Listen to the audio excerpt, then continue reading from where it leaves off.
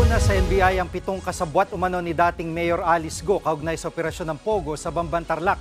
Depensa nila, ginamit daw ang kanilang pangalan nang hindi nila alam. Nasa frontline balitang yan si Laila Pangilinan. Iniharap ng National Bureau of Investigation ang 7 sa mga kapwa-akusado ni dismissed Bamban Tarlac Mayor Alice Go para sa non-bailable na kasong qualified human trafficking sa Pasig City Regional Trial Court. Ayon kay NBI Director Jaime Santiago, 5 sa mga akusado ang sumuko sa NBI Central Luzon, habang 2 naman ang sumuko sa Task Force Bamban. Sila ang lumalabas ng mga responsible dun sa Hongsheng Incorporators at saka sa Sun Yuan Incorporators. Lahat ito ay mga masasabi natin na bogus corporation ni Alice Go. Kabilang sa mga sumuko sina Jamie Lynn Santos na presidente ng Pogo Hub na Sun Yuan Technology Center sa Bamban. Nanindigan siya na hindi bogus ang kanyang korporasyon. Ang investment na po ito na inalok po sa akin ay online gaming.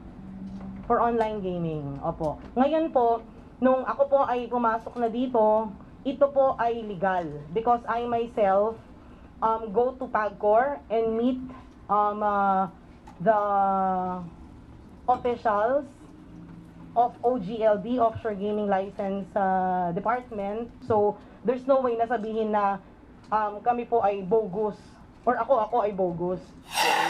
Ang ilan sa akusadong sumuko, sinabing nagamit lang sila. Nagdesisyon daw silang humarap dahil sa takot at para malinis ang kanilang pangalan. Takot na po kami sa seguridad po namin.